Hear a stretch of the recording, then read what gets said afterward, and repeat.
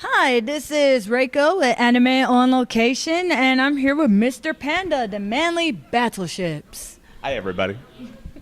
So, how did you get started in the world of entertainment? Well, when it comes to conventions, I started out as a regular old panelist back in 2007, shortly after I actually started going to conventions in general. It was like the first year I went to Otakon, and then the very next year I wanted to do panels. Because I went to some panels, and I enjoyed those panels, but then I also saw how I could improve upon some of those concepts, and I had a couple of ideas of my own, so that's how I got started. Along the way, I picked up a couple friends, and in 2012, we officially launched the Manly Battleships. Oh, that's awesome. So, your group has been playing up and down the East Coast. How's that been, traveling to all these places? Sometimes very stressful. We're based out of Pennsylvania, so sometimes it's not so bad. The drive out here to Ohio is pretty good. Driving around New York, Maryland, that's still okay, even down to Virginia. Then sometimes it's doing the solo trek down to South Carolina, 12-hour trip both ways. Then things can get a little extreme. But it's really interesting to be able to drive to places where you might not normally visit. Like when I visited Columbia, South Carolina for the first time, I would probably have never been to that city if it weren't for my work on the convention circuit. Oh, that's wonderful. I hope you get some time to relax. In between events, sometimes. Your group has been playing up and down the East Coast. And basically, well, when a fan comes to one of your panels, what can they expect when they come to one for the first time? The interesting thing about what we do in Manly Battleships is it's kind of hard to categorize us. So what I usually do is call us a professional performance group. And the reason for that is we have a lot of different lines of events. We are event runners. We have a game show lineup called Game Show Impossible. We have several educational events, and we have an entire line of events that appeal to the more adult crowd, the 18 plus late night people. So when it comes to first experience with the Manly Battleship event, what I like to say is that there's something for everyone, because the way we approach our event construction is we have kind of evolved with the way that the convention scene has evolved. We're following in the footsteps of a lot of early pioneers of what we would call alternative guests. You have comedians, you have educators like Charles Dunbar, who are coming in and providing content that you might have to go to a university and pay huge fees to see. With Manly Battleships, we take a lot of these different concepts. We take a diverse team of very talented people who all have a different skill set, and we combine that to not only provide a multifaceted amount of content, we're actually learning from each other as well. So, for example, one of my guys is out sick this weekend. An event that he constructed called Transformers, The Birds and the Bumblebees. I now run that event, and I ran it just yesterday. And that all came from my experience learning with him. He normally just builds our PowerPoints, but that was one particular event that he felt very passionate about. And because of that, I learned a lot about the topic and was able to fill in when he's sick. Oh, okay. That's actually really good. Let's see. So, you are all fans of different nerd-related topics. Yes. What would you say is the one topic that everyone likes? Well, that's a good question. There's only one here. Well, yeah, that's the key issue. Well, yeah. Let's see. Well, how can I put this? So, two of our members are not as into anime these days as, say, the other half of the group. In fact, our oldest member, Streak, who's the one who created the Transformers panel, he used to like anime, and he likes some anime from the 90s still, but it's like he's kind of fallen out of love with that. But there's still a lot happening, and because the fan community is diversifying, and it's not just about anime, it's also about a lot of American shows that are kind of picking up anime tropes, I think that people are in the con community are really interested in learning about other things that are connected on a second or third tier basis to the anime community. So as far as things that people enjoy the most, I think that Transformers works out really well because that's one that kind of bridges the gap between Japan and American media.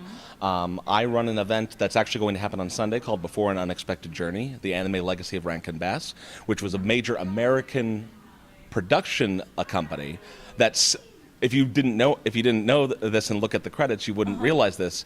Their entire catalog throughout their main production history was done by Japanese companies.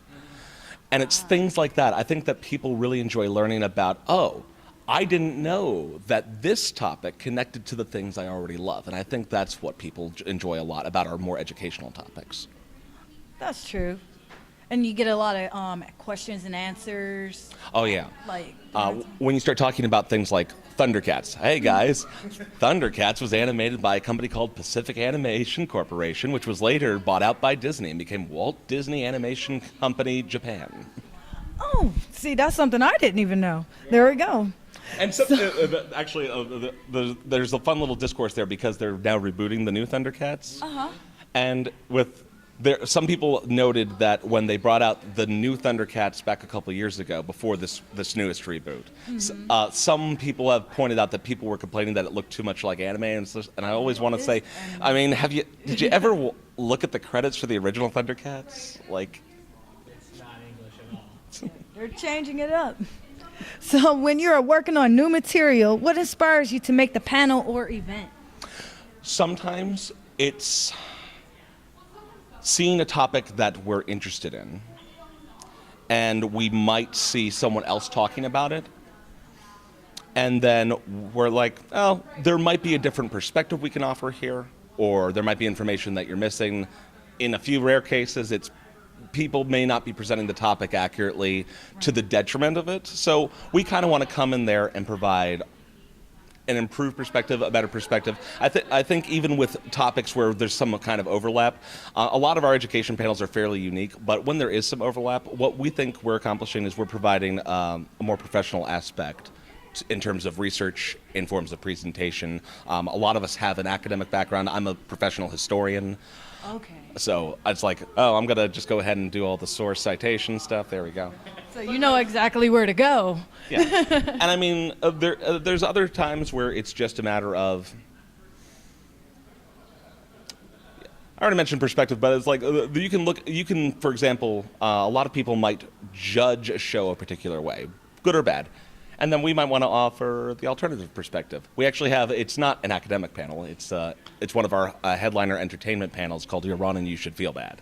And You're Wrong and You Should Feel Bad, when we created it, was a very unique approach to anime criticism, if you will, because the idea was, I've seen a lot of panels where, you go through all the bad shows. What we did that was different was we actually took critically acclaimed shows, the ones that you're quote unquote supposed to like, and we tear them apart and show you why they're terrible. And that flipping that concept on its head not only kind of engages people in a very different way, it's a little bit of subtle saboteur work, because the secret behind that particular event, when we're not, it's a performance panel, so we're kind of just characters in that panel. But if you ask us about it outside of it, the underlying philosophy there is that what we want you to do is you have to understand that you should like a show despite its flaws, not in ignorance of them. And ultimately what we're trying to do with Your Wrong and You Should Feel Bad, although it's a performance panel, it's meant to entertain entirely, there's a little bit of a serious note underlying that, and that is we would like you to think about what we're talking about and then decide that you still like the show, if that's the problem. So basically you're trying to get people to use their head. Yeah, we would like it for the right reasons. Be educated and informed. Educated and informed. All right. So this is your first time to Colossal Con. How is it going for you, and how has your fan response been? Fan response has been pretty good. Now, we've only done 2 events so far out of the total of 8 that we're doing this weekend. Thursday is a little bit of a slow night always, but we had a decent crowd in the Transformers event by the time it was over. We did our first game show, Squiggly Squiggly, kind of a mixture of Pictionary and charades. Oh, okay. And that was in a very large room in the middle of the morning. So, when you get about 50 people in a room like that, that's doing pretty good on a Friday morning.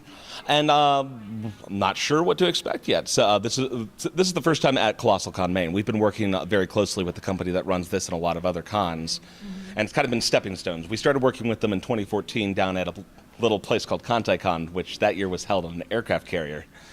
Might have been the entire reason we got shoehorned in there, mainly Battleships. That's pretty cool. And we've just been working up to here, and it's been a very interesting trip. And so far, the fans have been pretty great every time that we've come into the room. It's been a really interesting experience, also seeing kind of some differences when you go from state to state, seeing how fans interact with the con community in different locations. Yes. You notice anything different in between, let's say, Ohio and one of the other states of your choosing? Still learning. Still learning. Ohio kind of feels like it's very similar to Pennsylvania. The closest we've come to Ohio before this is we used to do a couple cons out in Erie, Pennsylvania. And I've always said that Western Pennsylvania kind of feels like it's another state. It is. In fact, it might as well just be part of Ohio. So We got Pittsburgh in that. That's why we don't put it. I don't count Pittsburgh. Erie is basically part of Ohio. Pittsburgh is a different story entirely. Over that piece of land. But yeah, no, I feel like fans out here, and actually this is something that I've noticed in the Carolinas too across a lot of the conventions. You'll notice there's not viewing rooms at Colossal Con and a couple other cons. And I know that there's some technical reasons for that as well.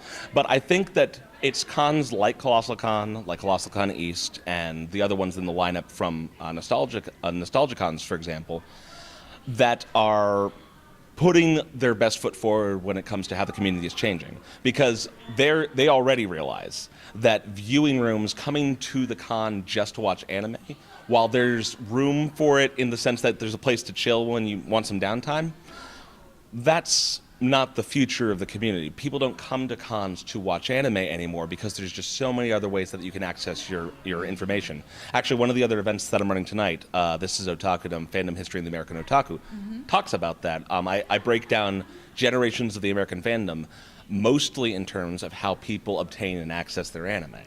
And that's a feature of what's probably going to be the next generation that I document, is this idea that we're so wrapped up with accessing our media on a very personal level. We don't have to be in a group. I'm sometimes surprised that anime clubs are still Viewing. super active at this point, because you can just hop on to Netflix or to Hulu or to Crunchyroll and access all sorts of content. And it's a brave new world.